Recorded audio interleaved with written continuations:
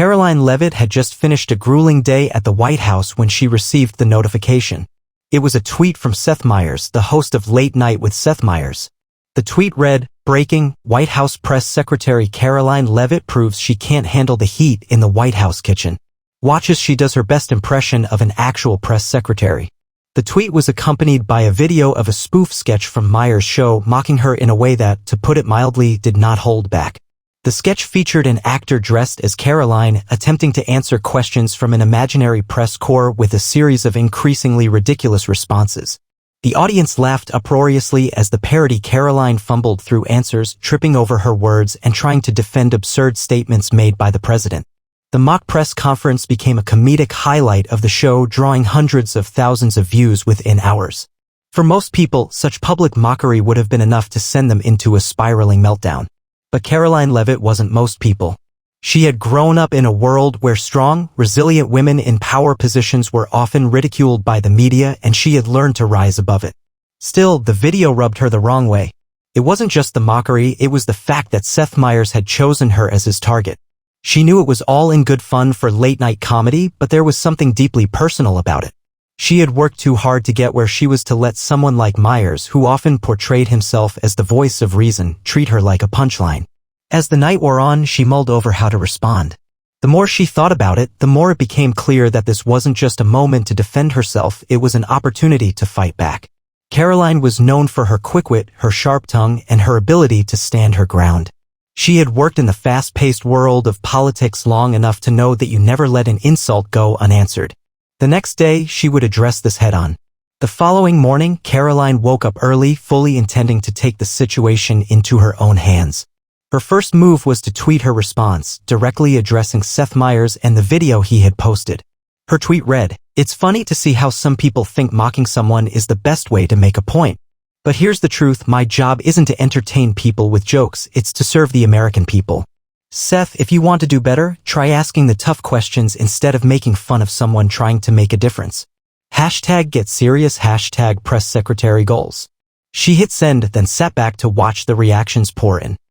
Immediately, responses flooded in from supporters and critics alike. The political world, as usual, had become divided. Some praised Karoline for taking a stand against the late-night mockery while others continued to attack her. But it wasn't the online back-and-forth that Karoline cared about. What mattered now was how she would handle the moment when she would face Seth Meyers himself. Later that evening, Meyers responded with a tweet that had the unmistakable mark of a challenge. "Looks like Karoline Leavitt is taking this a bit too seriously. I didn't mean to hurt anyone's feelings, but if she's going to take me on, let's make it a real showdown. How about we have a conversation? A real one, face-to-face." Karoline smiled. She had expected nothing less.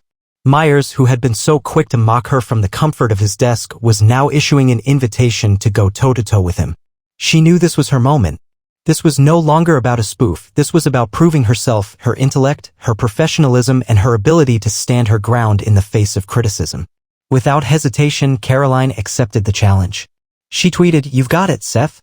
I'll be on Late Night soon enough. Let's see who can really handle the heat. #Press Secretary Showdown." The response was instantaneous. Fans of both sides eagerly anticipated the showdown.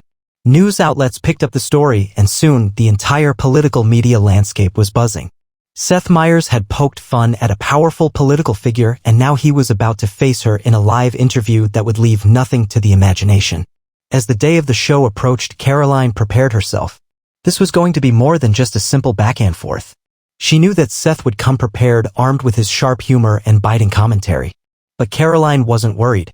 She was ready to turn this mockery into her moment of triumph. The stage was set and the world was watching. The night of the showdown arrived, and the atmosphere surrounding Late Night with Seth Meyers was electric. The studio, usually buzzing with energy from the live audience, had a heightened sense of anticipation as Karoline Leavitt prepared to face Seth in what was being dubbed the Press Secretary Showdown. It was no longer just a battle of wits, it was a battle for respect, one that would unfold live in front of millions of viewers. Karoline arrived at the studio, her mind focused, her posture confident. She had dressed meticulously, choosing a sharp black suit that made her appear both professional and unyielding. Her makeup was precise, her hair neatly styled, but it was the look in her eyes that gave away her determination. She wasn't here to be the butt of jokes, she was here to stand her ground and show the world that she was more than just a punchline. As she walked backstage, the producers and crew members gave her polite nods of acknowledgement, though some couldn't mask their curiosity. After all, the idea of Karoline Leavitt, the no-nonsense White House press secretary, coming face-to-face with Seth Meyers, the comedic powerhouse known for skewering politicians, was a spectacle that no one wanted to miss. Karoline took her seat in the green room, staring at her phone screen. There were a few more tweets. Supporters were urging her to stay calm and composed, while others, predictably, were trashing her for taking things too seriously. It was the same back and forth, the same trolls behind the screen. But this time, it felt different. This time, it was real. This time, her response would be seen by millions. Moments later, a producer knocked on the door and ushered her onto the stage. Karoline took a deep breath, pushed aside the weight of the impending spotlight, and walked into the lion's den. The audience roared with applause as she made her way to the guest chair, and Seth Meyers, looking perfectly at ease, flashed a grin and shook her hand. "Karoline Leavitt, everyone," Seth said with enthusiasm, though the tone in his voice carried a hint of mischief. "So glad you could join us tonight." "Glad to be here," Karoline replied coolly, taking her seat. Seth, ever the master of his craft, wasted no time in getting to the heart of the matter. "So, Karoline, it's not every day that a White House press secretary takes the time to, let's say, correct a late-night host. What's the deal with that tweet? I thought we were just having a little fun with a spoof." Karoline leaned forward slightly, her eyes locked on Seth's. "Seth, I have no problem with a good joke or a comedy sketch. But the thing about comedy is it's supposed to have a point. It's supposed to be funny, sure, but it's also supposed to make people think. When you mock someone's ability to do their job, especially when they're trying to serve the American people, it's not just about comedy anymore. It becomes about undermining someone's hard work, and I don't think that's funny." The audience fell silent for a moment, sensing the shift in tone. Seth raised an eyebrow, clearly not expecting such a measured response. "Wow. I guess I didn't realize I was making that big of an impact. But come on, Karoline, let's be real. How seriously should we take this stuff? I mean, you're the press secretary. You're supposed to be able to handle some jokes, right?" Karoline's lips curled into a small but confident smile. "I've handled a lot of things, Seth. But you're right about one thing, I do take my job seriously. And my job is to make sure the American people get the truth. The last thing I want is for people to think that we're all just playing games up here." Seth chuckled, leaning back in his chair. "Fair enough. I guess I'm just used to seeing politicians act like they're immune to criticism. You know, the whole 'I can't believe you're picking on me' thing. But I respect that you're willing to come on here and face the heat. Not many would." Karoline nodded, her expression unwavering. "That's because not many have the courage to take on the responsibility of being a public servant. It's not about the jokes or the criticism, it's about getting the job done. And if that means taking a few hits along the way, so be it. But let's not pretend that jokes like yours don't have an impact. People listen to late-night shows. They take those jokes seriously. And sometimes those jokes shape public opinion." The audience was rapt now, hanging on every word. Seth, who was usually in control of the conversation, seemed to be absorbing her points more than he had anticipated. Okay, I get it," he said, holding up his hands. "Maybe I took it too far. But you know what they say, comedy's all about pushing boundaries, right?" Karoline leaned in. "Comedy can push boundaries, but it shouldn't cross the line into disrespect. I think the American people deserve better than that. We're all allowed to laugh, but let's not forget to have some respect for those who are trying to make a difference." Seth's playful grin faltered for a moment, and the tension in the room was palpable. The audience wasn't sure if this would turn into a back-and-forth argument or if Karoline was going to let Seth have the last word. But Karoline wasn't done. "Let me give you some advice, Seth," she continued. "If you really want to make an impact, use your platform for something meaningful. Ask tough questions. Challenge those in power, not with mockery but with the desire to make this country better. We've all got our role to play in shaping the future of this nation, and I'd rather focus on that than get caught up in the petty stuff." The silence that followed her words was thick.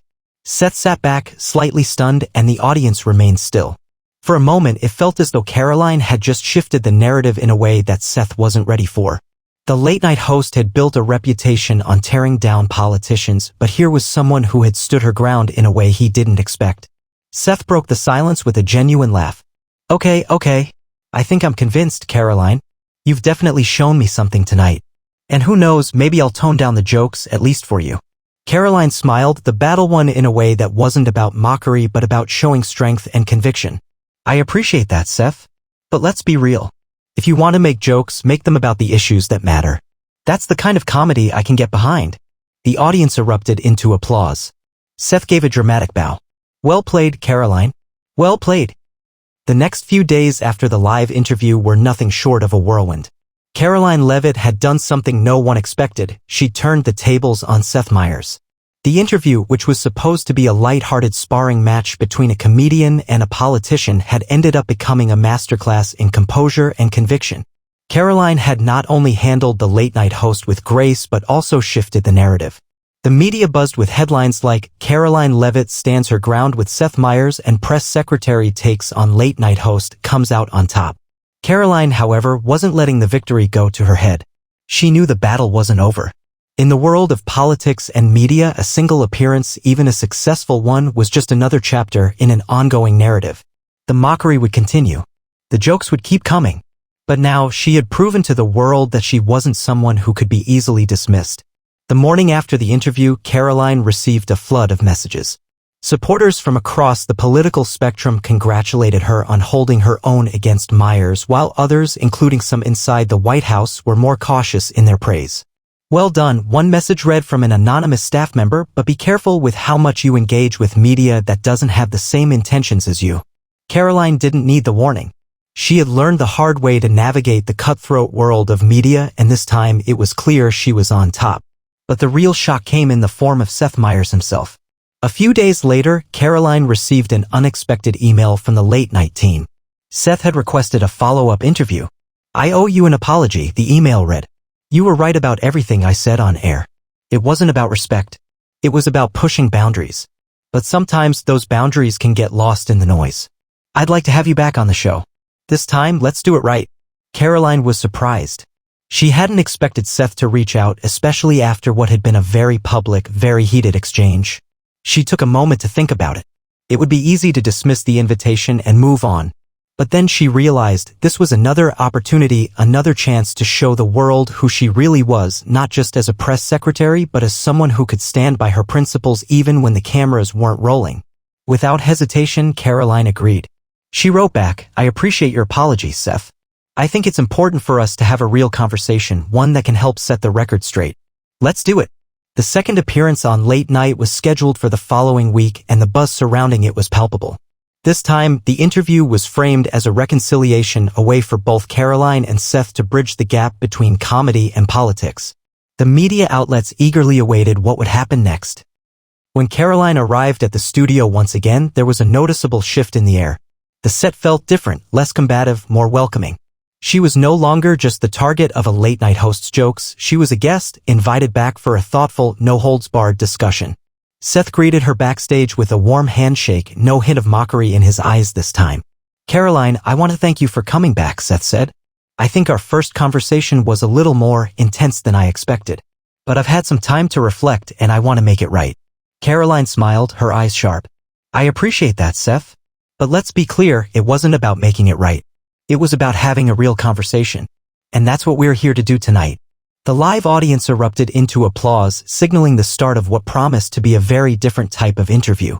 This time, there would be no mocking, no spoofing, no ridiculous sketches. It was just Karoline and Seth, two people coming together to talk about the issues that mattered without any gimmicks or distractions. "So, Karoline," Seth began, now in full interview mode, "let's talk about your role as White House press secretary. A lot of people think that your job is to be a spin doctor, someone who just serves up whatever the president wants, regardless of the truth. How do you respond to that?" Karoline took a deep breath, steadying herself for the tough questions. She had expected this. But what she hadn't expected was the sense of mutual respect she felt in the air. Seth wasn't trying to trap her. He wasn't looking to score points with cheap jokes. This was a serious conversation, and she was ready for it. "My job is not to spin anything," Karoline responded, her voice unwavering. "My job is to make sure the American people hear the truth. That doesn't mean I always agree with everything that comes from the White House. But my job is to give clear, accurate information, whether people like it or not. I'm here to serve, and that means providing transparency. People deserve that. They deserve to know what's going on even when it's tough." Seth nodded thoughtfully, his eyes locked on hers. "I can respect that," he said. "But you must admit, the job has its challenges. The media is relentless, and no matter what you say, someone's always going to take issue with it." Karoline leaned forward. "That's true, Seth. The media can be unforgiving, but that's why we need to be able to separate the noise from the facts. I can't control how people react to what I say, but I can control how I say it. And my goal every day is to get the facts out there no matter what. The audience was silent, hanging on every word. For the first time since she had appeared on the show, Seth Meyers was not just poking fun at Karoline. He was listening. He was engaging with her. And that was something Karoline had earned through her determination, her conviction, and her willingness to stand up for herself when it mattered. As the interview continued, it became clear that this was no longer about mocking the press secretary or tearing down the White House. It was about bridging the divide between entertainment and truth, a conversation that was rare in today's polarized world.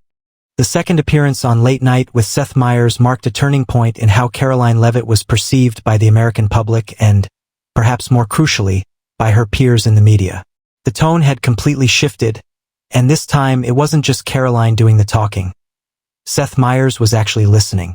As the conversation went on, the audience could sense the sincerity in both of their voices. Seth, usually the one steering the ship with jokes and quick comebacks, was now taking a more reflective approach.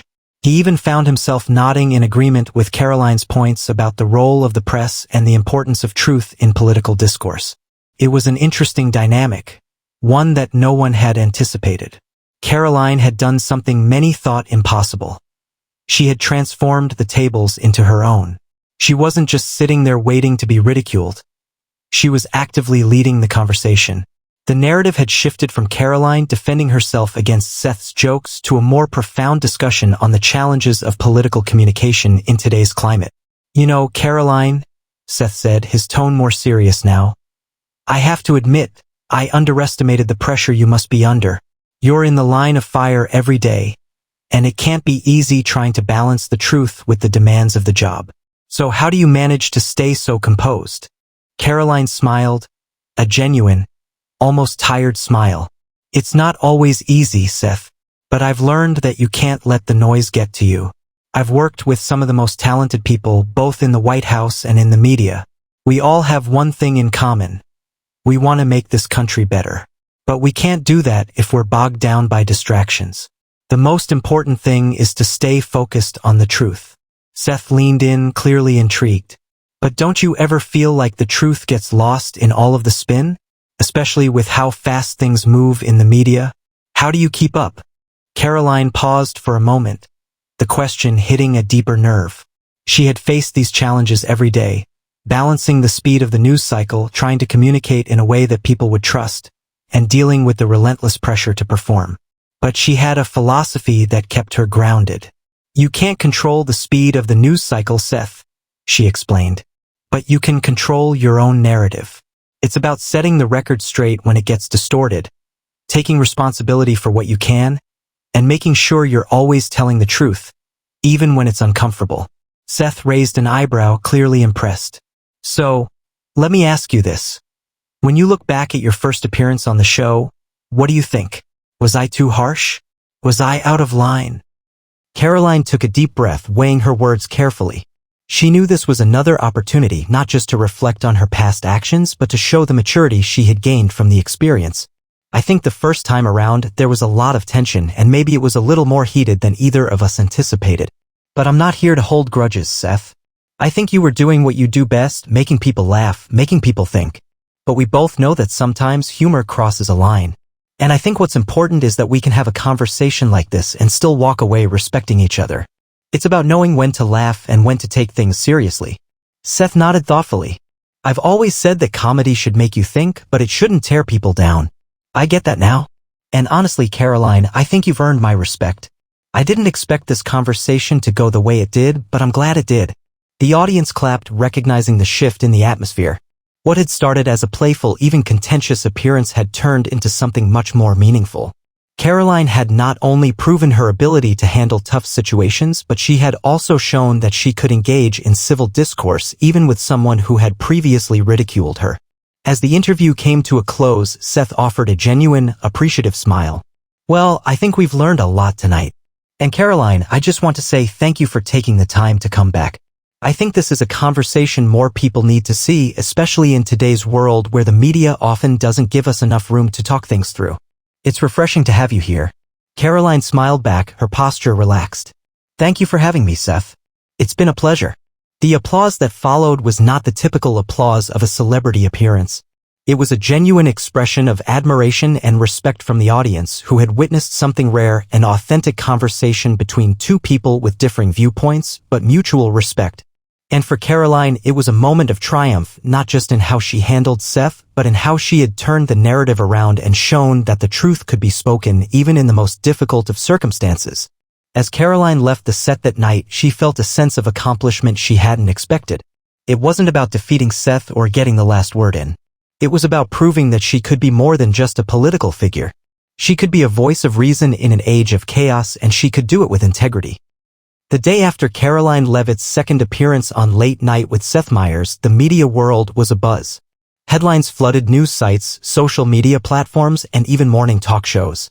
People weren't just talking about Karoline's performance, they were discussing the shift in how political figures could engage with the media, especially with comedy shows that often relied on ridicule to entertain their audiences. Karoline had managed to take control of a situation that was initially hostile, and in doing so, she had redefined what it meant to be a press secretary in the age of media sensationalism. Her ability to be firm without being combative, to stand her ground while also listening, had impressed not only her supporters but even her detractors. As the days went by, the media began to shift its tone. No longer was Karoline Leavitt seen merely as a spokesperson for the White House or as a subject of Seth Meyers' jokes. Instead, she had become a symbol of resilience, proving that the truth could still stand strong in the face of mockery and that political discourse didn't always have to be adversarial. Several major publications wrote opinion pieces praising Karoline for her poise and composure. "A new kind of press secretary, Karoline Leavitt shows us how it's done," read one headline in the Washington Post.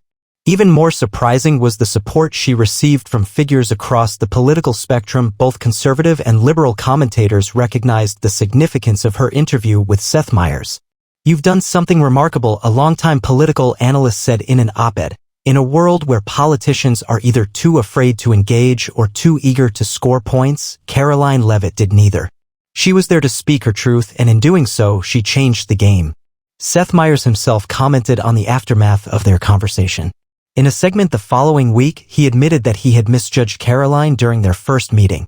"I've always believed in pushing boundaries and making people laugh," Seth said, "but after our second conversation, I realized that sometimes those boundaries can blur in ways we don't intend." Karoline didn't just survive the interview, she turned it into something more meaningful. "She reminded me that it's possible to have a respectful conversation and still make a point." The public response was overwhelmingly positive, with people praising Karoline's ability to engage in a civil discourse that seemed so rare in the current political climate. It became clear that she wasn't just the White House press secretary, she was someone who had earned the respect of the American public for her ability to navigate a media landscape that often sought to tear people down rather than build them up. But Karoline knew that the impact of the interview wouldn't last forever. In politics, the spotlight was fleeting. What mattered more was how she continued to perform her job and whether she could maintain the dignity and integrity that had defined her appearance on Late Night. Behind the scenes, Karoline's colleagues in the White House were also impressed by her handling of the situation. President Trump, who had always valued loyalty and strength, made a point to commend her for her performance. "You showed them, Karoline," he said during a private meeting. "You showed them what it means to stand your ground." But the most rewarding part of the experience for Karoline came when she received messages from ordinary Americans. Emails, social media posts, and letters flooded her inbox, many of them from women and young people who felt inspired by her strength and composure. They saw her as a role model, someone who had proven that it was possible to thrive under pressure and still stay true to oneself. One message in particular stood out to her. It was from a high school senior in Texas who had watched the Late Night interview. "I just wanted to say thank you for how you handled that interview. I've always felt like I'm not strong enough to stand up for myself, especially when people make fun of me. But after watching you on Seth Meyers, I realized I can speak up for myself too. You're not just a press secretary, you're a real inspiration." Karoline sat down to read the letter twice. It was moments like these that made everything worth it. She wasn't just a political figure, she was a part of something bigger, something that transcended party lines, something that could genuinely change the way people saw themselves and their role in society. As weeks passed, the focus on Karoline's second Late Night appearance began to fade, but the ripple effects continued. She became a frequent guest on various talk shows and even political podcasts, often invited not just for her perspective on the current administration but also for her insights on how to effectively communicate in a polarized world. Karoline had become more than just a political figure, she was a voice for thoughtful discourse.